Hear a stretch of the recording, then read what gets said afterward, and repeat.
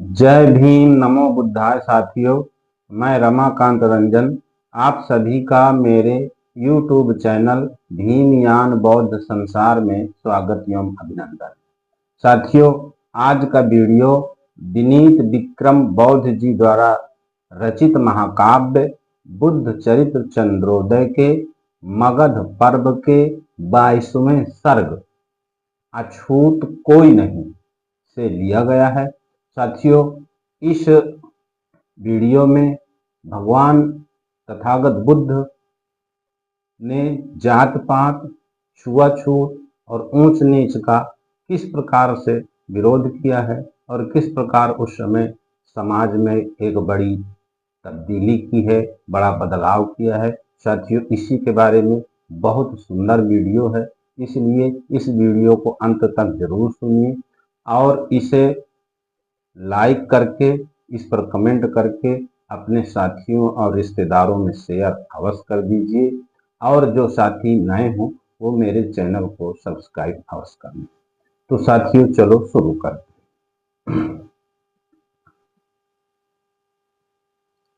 कि मेहतर एक सुनी तक नामू अबसत राजगिरी अधाने अधामू कि करते नगर पथ अकेरी सफाई अहोत विलंबे उठे घबराई। तो सुनील नाम का एक मेहतर था, वो राजगीर में रहता था। उसके धन धाम कुछ नहीं था। एक दिन राजमार्ग की सफाई करते समय जब उसे देर हो गई तो वो घबरा उठा कि भिक्षु समाज ही असंग लगाए तब ही हठात तथागत आए कि परमेश संक असभय मुख नीचे अदुबकी रहु मलवाहन नीचे। कि उसी समय अचानक भिक्षु संघ को साथ लिए तथागत वहां पर आ गए। वे बहुत सशंकित और भयभीत होकर चुपचाप अपनी कचरा गाड़ी के नीचे छिप गए कि दुबकत ताही अतितय अवलोकी आई समीप रहे पद रोकी कि सहज ही पूछे उठे असुओं से कि को तुम आहू कहाहू किन मों से। कि तथागत ने उसे गाड़ी के नीचे दुबकते हुए देख लिया। पास आकर वे रुक गए और सहज भाव से ही उससे पूछने लगे कि तुम कौन हो और मुझसे क्यों नहीं बताते हो। कि जाई छिपेहु तित आश्रम नन देखी अता करे कारण कौन बिसेखी कि सकट ओटते बाहर आई अप्रणत भयो महिमात नवाई। कि तुम भिक्षुओं को देखकर वहां जा छिपे, इसका कौन सा विशेष कारण है। तब सुनीत झगड़े की यानी अपनी गाड़ी की ओर से बाहर आ गया और पृथ्वी पर मस्तक टेक कर उसने तथागत बुद्ध को प्रणाम किया कि ठाड़ भयऊ अपराध सम अजोरी प्रकंपित पानी अब बोल न फूट ही कंठ ते निपट विकुंठित बानी। कि फिर अपने कांपते हुए हाथ जोड़कर वह अपराधी की तरह सामने खड़ा हो गया। उसकी जीभ बिल्कुल जड़ हो गई थी और गले से आवाज नहीं निकल रही थी कि थर थरात अति अकातर गातु अमनहु प्रकंपित पी परे पातु कि कुंतल धूरी भरे मटियारे उरझी उरंक भय लटियारे। कि भय के मारे उसका पूरा शरीर कांप रहा था, थरथरा रहा था, मानो हवा के वेग से जो पीपल का पत्ता जिस प्रकार से कांपता है, थरथराता है, उसी तरह से उसका शरीर कांप रहा था। उसके धूल से भरे हुए मटमैले बाल लटिया गए थे, जैसे बहुत से सांप एक दूसरे से उलझकर लटों के रूप में बदल गए। कि दंत धवल मुख अमंडल सामू अझंपित नील घटा घन बामू। किसी पे बिलोचन अजम्बुल तारे अश्वेत सरोवर रहुम मधुकर कारे। कि उसके सांवले मुखमंडल पर सफेद दांत ऐसे लग रहे थे जैसे नीले बादलों में बिजली चमक रही हो।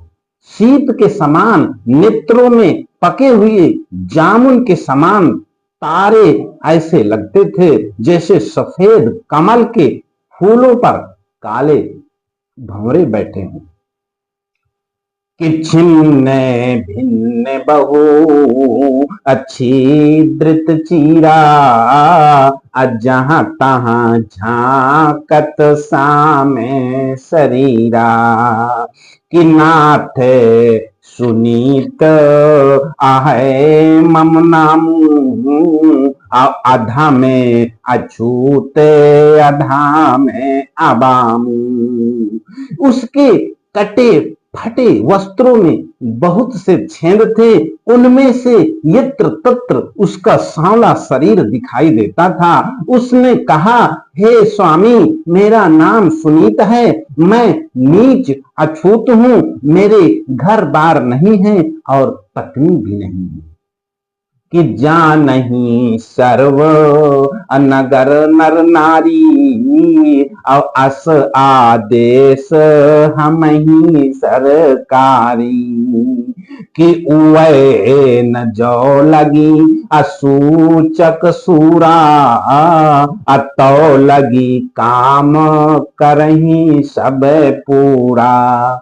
कि नगर के सब स्त्री पुरुष इस बात को जानते हैं, हमें इस प्रकार का शासकीय आदेश है कि जब तक सूचना देने वाला सूर्योदय ना हो तब तक हम सफाई का काम पूरा कर लें। कि जाई छिपहि निज धाम पुनि करही ना किंचित देरी अपरायण हमरे बदन पर दृष्टि सवर्णन केरी। कि सूर्योदय होते ही हम लोग अपने घरों में जाकर छिप जाएं, इस काम में थोड़ी भी देर न करें ताकि हम अछूतों के मुख पर सवर्णों की दृष्टि न पड़े। कि जो परि जाई अचखहि फल भोगू अदारुण दंड लहही हम लोगू। कि आजू भई कछु अमो कहाँ देरी अभयं सशंकित दे वही हेरी। कि अगर उनकी दृष्टि पड़ जाए तो उसका फल हमें भोगना पड़ता है, हम प्राण दंड पाते हैं। आज मुझे कुछ देर हो गई, इसलिए मैं देव को देखकर बहुत डर गया। कि परए न दृष्टि असभय मुख मीचे अदौरी छिप्यों निज वाहन नीचे। कि मोरे अभाग तदपि उपरावा अराउर दृष्टि निवारी न पावा। कि कहीं आपकी दृष्टि न पड़ जाए इसी डर से मैं चुपचाप अपनी गाड़ी के नीचे छिप गया, लेकिन मेरा दुर्भाग्य ऊपर आ गया। मैं आपकी दृष्टि नहीं बचा पाया कि जो रुचि होई अब चावही ना था, अन तो तिनी सौंपी कटावही माथा। कि गूढ़ विचार मगन कछु देरी, अब बोल उठे पुनिता कहाँ हेरी। कि अगर इच्छा हो तो स्वामी मुझे प्राण दान दे दे, नहीं तो शासकीय कर्मचारियों को सौंपकर मेरा मस्तक कटवा लें। उसकी बात सुनकर तथागत कुछ देर तक गहरे विचार में डूबे रहे। उसके बाद उसे देखकर बोले कि विगत विसारी चलहु अब साथ है, असमुचित दंड मिली मम हाथ है। के प्रभु निर्देश अनिवार्य न पावा, आश्रम नन संग बिलुर बन आवा। कि बीती बातों को भूलकर अब तुम मेरे साथ चलो, मेरे ही हाथ से उचित दंड मिलेगा। वे तथागत के आदेश की अवज्ञा नहीं कर पाया और भिक्षुओं के साथ बेड़ू वन में आ गया। कि सारी पुत्र तत्काल तब अपाई सुगत आदेश, अलाई सरोवर तीर्थ ही कटवाई नख केस। तो तब तथागत का आदेश पाकर सारी पुत्र ने उसे तालाब के किनारे लाकर शीघ्र ही उसके नाखून और केस कटवा दिए। कि नहवाए सर अनिर्मल नीरा, अपहिरायनि पुनि चीवर चीरा। अकरी ना सकै कछु अरोध सबीता, अनिज मन सोचत पोत सुनीता। कि उसे तालाब के स्वच्छ जल में नहलाया गया, फिर उसे चीवर पहनाया गया। सुनीत डर के मारे कोई विरोध नहीं कर सका। वह भीरू अपने मन में सोचने लगा कि देहीन कंठ कुठार कठोरा, अब सिर बादी मुड़ा वही मोरा। कि कुंद छुरी की नगर दन वे तहीं, अचीर नवल पहिरा वहीं से तहीं। कि अब ये लोग कठोर कुल्हाड़ी से मेरा गला क्यों नहीं काट देते, व्यर्थ में मेरा सिर क्यों मुड़वा रहे हैं, कुंद छुरी से मेरी गर्दन क्यों नहीं रेत देते, क्यों व्यर्थ में मुझे नए कपड़े क्यों पहना रहे हैं। कि भय अब मोही अपरम परतीति, कि करहि काम श्रमन निज निरीति। कि बस बलि पशु तूल सबिध सत्कारी, अपनी मम कंठ चले हहीं आरी। कि अब मुझे पूरा भरोसा हो गया कि भिक्षु लोग सब काम अपने ही ढंग से करेंगे। पहले वे बलि किए गए पशु के समान विधि पूर्वक मेरा सत्कार करेंगे, उसके बाद ही वे मेरे गले में आरी चलाएंगे। कि घोटिन मूड़ अनराखिन चोटी, अकाटहि क्रूर न बोटी बोटी।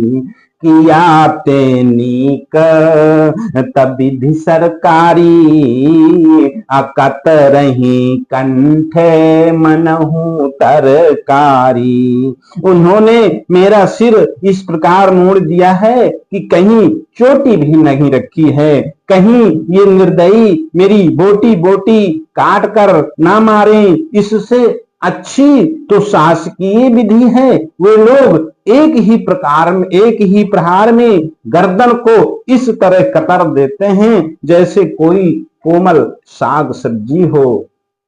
कि सरधर एक ही बार महा अद्ययी बधिक बिल गाय, एक निमिष के भीतर ही भव सागर तर जाई।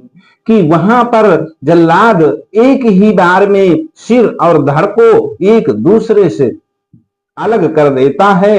एक क्षण के भीतर ही मनुष्य संसार सागर को पार कर लेता है।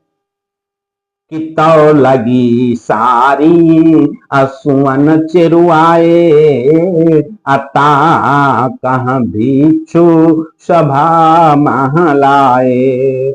कि लाए बिठारिनी अबोध समीपा, वह भिक्षु कहूं जगदीपा। कि जब तक वह कुछ और सोच पाता तब तक उसकी बाह पकड़े हुए सारी पुत्र ने उसे भिक्षु संघ के सामने लाकर प्रस्तुत कर दिया। उन्होंने उसे बुद्ध के पास ही बैठा दिया। विश्व के दीपक तथागत बुद्ध हैं, आओ भिक्षु कहकर उसका स्वागत किया। कि यही विधि ताही असरन महलीना, अपनी उपदेश तथागत दीना। कि तुम्हें अति अधमे अवरन अछूता, अबेगी भगावहु यह भ्रम भूता। कि इस प्रकार तथागत ने सुनीत को संघ की शरण में ले लिया। इसके बाद उसे इस प्रकार उपदेश दिया कि तुम अपने मन से भ्रम का ये भूत भगा दो कि तुम अत्यंत नीच हो, अवर्ण हो, अछूत हो। ये भ्रम का भूत है। ये भ्रम का भूत अपने दिमाग से हमेशा हमेशा के लिए निकाल दो। कि अस विश्वास अजगावहु भ्राता, कि एक समान सबे मनु जाता। कि छूते अछूते न ऊंच न नीचा, अभेद न रंचहु मनु जन बीचा। तथागत कहने लगे, भगवान बुद्ध कहते हैं कि हे बंधु, तुम अस विश्वास जगाओ हो भ्राता, अपने मन में और समाज में, अपने देश में इस तरह का विश्वास जागृत करो, इस तरह का जागरण करो कि संसार में एक समान सबै मनु जाता। कि सभी मनुष्य, जितने भी मनुष्य जात हैं इस संसार में सभी समान हैं। छूत अछूत, न ऊंच न नीचा, और भेद न रंच मनुजन बीचा। भगवान बुद्ध कहते हैं कि ना तो कोई छूत है, ना कोई अछूत है, और ना कोई ऊंचा है, ना कोई नीचा है। मनुष्यों के बीच में एक रंच मात्र भी भेदभाव नहीं है। ये सारा भेदभाव मनुष्य द्वारा कृत है, मनुष्य द्वारा बनाया गया है। इस तरह के भेदभाव को हमेशा हमेशा के लिए अपने मन से निकाल देना चाहिए। कि रचिन्ही कुटिल कवि अलेखक पोथे, अकल्पित गल्प गठर सब थोथे। कि जिन महावर्णित अवर्ण विधानु, अते सब सालक सूल समानु।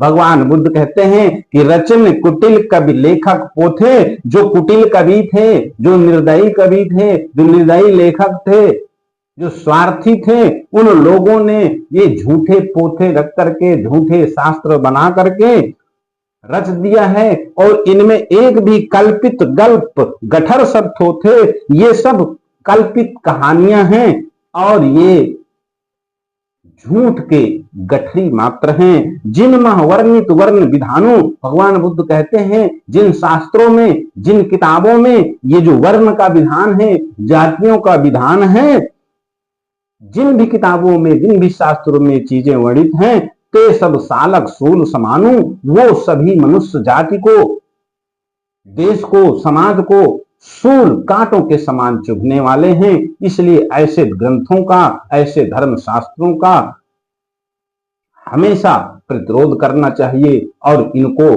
कभी भी समाज में प्रचारित नहीं करना चाहिए। कि जांचि न पावहि बाचितिन, अहो ही भ्रमित सब लोग, अब विस्मेलित पकवान सम, ते सब छाणन जोगु। भगवान बुद्ध कहते हैं कि जांच न पावहि बाचितिन, उनको पढ़ करके, उनको सुन करके लोग उनकी सच्चाई का अनुमान नहीं लगा पाते हैं। हो ही भ्रमित सब लोग भ्रम के शिकार हो जाते हैं। लेकिन उनको भ्रमित नहीं होना चाहिए, उनको एक ही बार में ये निर्णय कर लेना चाहिए कि ये सब झूठ है, सब बकवास है। इसलिए विस्मेलित पकवान सम, विष मिले हुए भोजन के समान इन सभी ग्रंथों को, इन सभी धर्म शास्त्रों का त्याग कर देना चाहिए। कि बहु विधि ताहि अप्रबोधन दीन्हा, अहीन भाव सब दूरित कीन्हा। कि पुनीत ही सील गहायन पंचा, अभयऊ विसंचहि सब सुख संचा। कि महाश्रमण ने अनेक प्रकार से उसे सांत्वना दी और उसके मन से जो हीनता का भाव था उसको दूर कर दिया। इसके बाद उसे 5 शील ग्रहण कराए और उसके अशांत मन को सुख शांति प्रदान किया। कि मगधेश्वर तेहि अवसर आए, देखी सुनी तहि मन चकराए। कि काल ही रहो जो अधम अछूता, और आज भयो जग पावन पूता। कि उसी समय वहां पर मगध महाराज बिंबसार आ गए। सुनीत को देखकर वे मन में बहुत विस्मित हुए, चकरा गए। उन्होंने सोचा कल तक जो अधम और अछूत माना जाता था, आज वो सारे संसार से बढ़कर पवित्र हो गया। कि कपित केस कसायक धारी, अब बैठ्यो भिक्षु समाज मझारी। कि अपरंपार तथागत लीला, भक्ति विभोर भयो मन ढीला। कि वो सिर मुड़ाकर कासाय वस्त्र पहने हुए भिक्षु संघ के बीच में बैठा है। तथागत की लीला अपरंपार है। इतना सोचते ही उसका मन भक्ति भाव से तन्मय होकर के शिथिल हो गया। कि भिक्षु संग कहाँ अमात नवाई, बैठी गए सब दम्भ बिहाई। कि जब सही जाई गए अवनीपा, और 3 सन बोली उठे जगदीपा। कि महाराज बिंदुसार भिक्षु संघ को प्रणाम करके मन के अहंकार को छोड़कर जब बैठ गए, जब वे सामान्य हो गए तो उन्हें लक्ष्य करके भगवान बुद्ध बोलते हैं, कहते हैं कि भिक्षु संघ कहाँ देहु बड़, अमान सतत मगधेश। अब बुद्ध उपासक आहु तुम गहु उचित उपदेश। कि भगवान बुद्ध ने कहा, हे मगधेश्वर, तुम सदैव ही भिक्षु संघ को बड़ा सम्मान देते हो, तुम बुद्ध के उपासक हो, इसलिए उचित उपदेश प्राप्त करो। कि धर्म परायण अमन बच करमु, अजानहु मूर मरम निज मरमु। कि जाति भेद कुछ मनुजन माही, अमा नहीं भूली तथागत नाही। कि भगवान बुद्ध कहने लगे कि धर्म परायण मन बच कर्मू, कि महाराज बिंबसार तुम, हे राजन, तुम मन वचन और कर्म से धर्म में निरत हो। तुम धर्म के मूल अंतःकरण को भी जानते हो। जाति भेद कछ मनुजन माही, तुम्हें ये भी मालूम होना चाहिए कि मनुष्य जाति में, मनुष्यों में, इंसानों में जातियां हैं। इस बात को हम नहीं मानते, तथागत बुद्ध नहीं मानते, भिक्षु संघ नहीं मानता, मेरा धम्म नहीं मानता। इसलिए जाति भेद, अपने राज्य से जाति भेद का निवारण करो। कि जग महाबुद्ध और उपासक जेते, अजात पात नहीं मानही तेते। कि पै अस जानी अभयऊ उर्खेदू, कि तुम्हारे राज अबहु बड़ भेदू।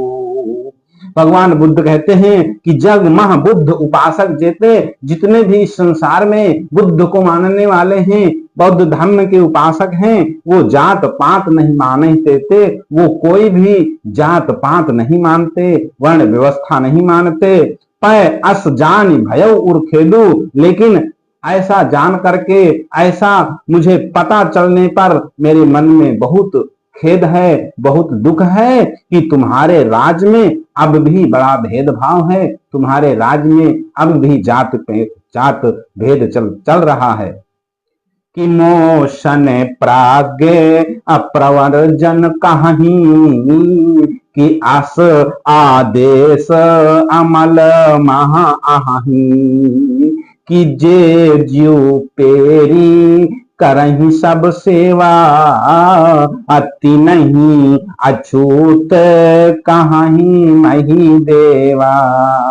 भगवान बुद्ध ने कहा कि मुझसे मोशन प्रज्ञ प्रवर्जन कहाही, कि मुझसे कुछ प्रमुख जानकार लोग ऐसा बताते हैं कि अस आदेश अमल मह अहाई, कि तुम्हारे राज्य में ऐसा आदेश अमल में लाए जाते हैं जो भेदभाव के द्योतक हैं।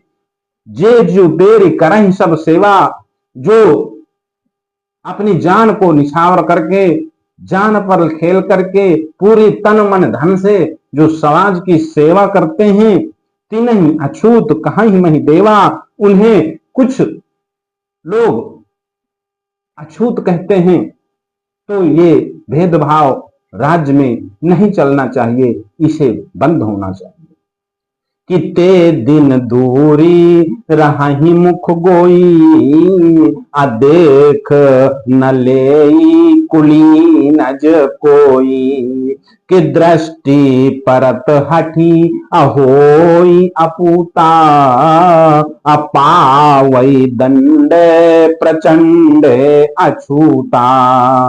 कि ये लोग दिन भर सवालों की बस्ती से दूर मुंह छिपा कर रहते हैं, ताकि उन पर किसी कुलीन की दृष्टि न पड़े। उनकी दृष्टि पड़ते ही वे अपवित्र हो जाते हैं, और इसके लिए अछूतों को अपराधी मानकर उन्हें कठोर दंड दिया जाता है। कि सालक मानव धम्म का बंधु भाव कर सूल, और अति कर्कश कानून यह पक्षपात कर मूल। भगवान बुद्ध कहते हैं कि ये सालक मानव धम्म कर बंधु भाव कर सूल, ये जो कठोर कानून है, ये जो भेदभाव वाला कानून है, ये अत्यंत कठोर है, मानव समाज को त्रास देने वाला है। अति कर्कश कानून, ये कानून बहुत ही खतरनाक है, कांटे के समान है, पक्षपात की जड़ है। इसलिए ऐसे कानूनों को तुरंत ही खत्म कर दो। कि ताते तुम ही बताऊं राजा, अकीन है सोची समझे शुभ काजा। कहा मगधेश अहं आभारी, दीन सुझावो परम हितकारी। भगवान बुद्ध ने कहा, हे राजन, मैंने इसलिए बात तुम्हें बताई है, अब तुम सोच समझ करके शुभ कार्य करना। मगधराज कहने लगे, हे मुनिराज, आपने बहुत कल्याणकारी सुझाव दिया है, मैं इसके लिए आपका बहुत आभारी हूं। कि सचिवन संघ विचार विमर्शु, करबे सुधारी सुलभी निष्कर्षु।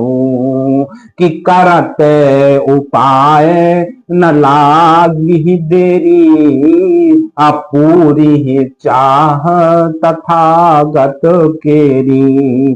कि मुनि पद बंदी गए मगधेशु, पालनी बेगी सुगत आदेशु। कि मैं अपने मंत्रियों के साथ विचार विमर्श करूंगा, उसका निष्कर्ष प्राप्त होने पर आवश्यक सुधार करूंगा। यह उपाय करने में मुझे देर न लगेगी, तथागत की इच्छा पूरी होगी। ऐसा कहकर मगधेश प्रणाम करके चले गए। शीघ्र ही उन्होंने तथागत के अनुदेश का पालन किया। कि भेद भाव के अपोषणकारी, असाम्य भाव के शोषणकारी।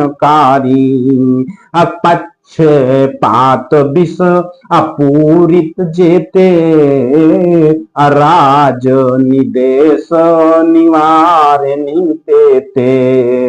कि यही विधशील सदन समदर्शी, करही कर्म शुभ धरा में प्रकर्षी। कि भेद भाव को बढ़ाने वाले, साम्य भाव को नष्ट करने वाले तथा पक्षपात के जहर से भरे हुए जितने भी राजकीय आदेश थे, राजा ने उन सब को हटा दिया। इस प्रकार शील के धाम और समदर्शी तथागत धर्म को बढ़ाने वाले शुभ कार्य करते रहते थे। तो साथियों, आज का प्रसंग बस यहीं तक। सभी साथियों को जय भीम, नमो बुद्धाय।